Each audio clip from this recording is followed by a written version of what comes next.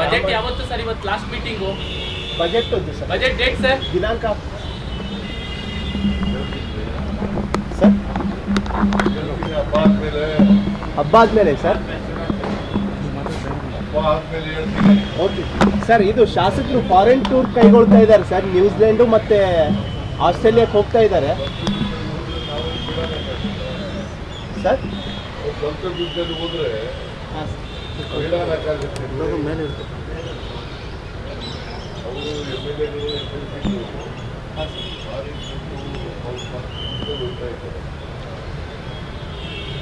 ನಿಮ್ಮ ಗಮನಕ್ಕೆ ಇದೆಯಾ ಸರ್ ಇದು?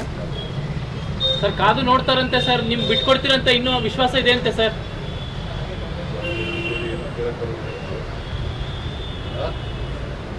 ನೀವು ಕೇಳೋದೇ ಇಲ್ವಲ್ಲ. ಹೀಗೆ 3 ತಿಂಗಳಾಯ್ತು ಶುರು ಮಾಡಿದ್ದು.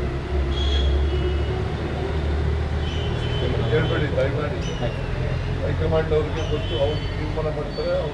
ಅವ್ರ ತೀರ್ಮಾನ ಏನು ಮಾಡ್ತಾರೆ ಅವ್ರಂತೆ ನಡ್ಕೊಳ್ಳೋದು. ಎಷ್ಟು ಸಾರಿ ಹೇಳೋದು ನಾನು?